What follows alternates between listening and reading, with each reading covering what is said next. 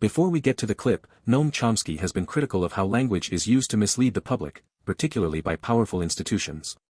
Here are some key points of his views. Chomsky argues that propaganda serves a similar function in democracies as blunt force does in totalitarian states to control the population.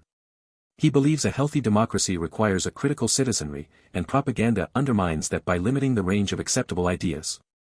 Chomsky argues that powerful institutions, especially media conglomerates, use language to shape public opinion in ways that benefit those in power.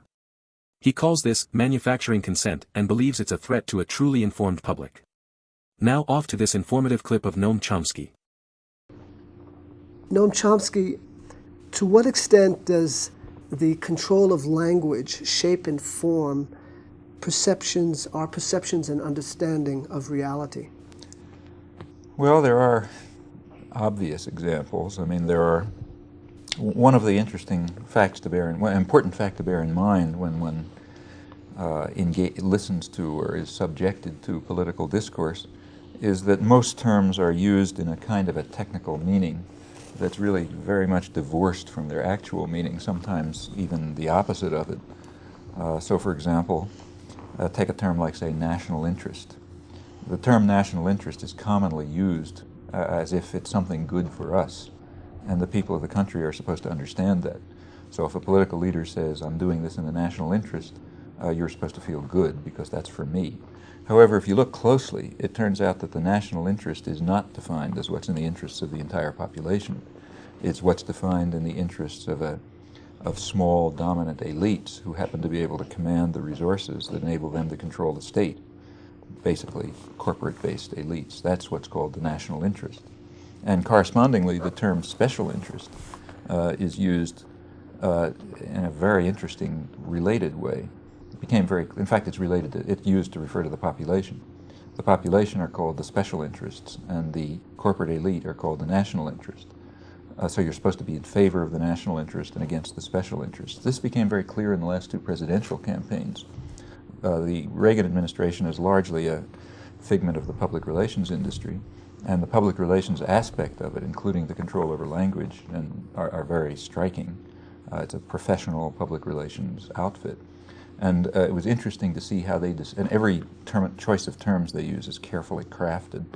In both the 1980 and the 1984 election, they identified the Democrats as the party of the special interests. And that's supposed to be bad because we're all against the special interests. But if you look closely and ask who were the special interests, well, they listed them. The special interests were women, poor people, workers, young people, old people, ethnic minorities, in fact, the entire population. There was only one group that was not listed among the special interests, corporations. If you'll notice the campaign rhetoric, that was never a special interest. And that's right, because in their terms, that's the national interest. So the population, if you think through it, the population are the special interests, the corporations are the national interests, and since everyone's in favor of the national interest and against the special interests, you vote for somebody and you support someone who's against the population and is working for the corporations. Well, this is a typical case of the way the framework of thought is manipulated, consciously certainly, consciously manipulated by an effective choice of terminology and a reshaping of terminology so as to make it difficult to understand what's happening in the world. And a very important function of the ideological institutions, the media, the schools, and so on, is to prevent people from perceiving the reality. Because if they perceive it, they might not like it, and they might act to change it, and that would harm privileged people who control these things. Chomsky also critiques the way language can be used to mislead by omitting important information or framing issues in a particular light. He encourages skepticism and independent analysis of information to challenge potentially deceptive narratives. Overall, Chomsky emphasizes the importance of critical thinking and media literacy to resist being misled by language. Well, I hope you liked the video and give the channel a subscribe.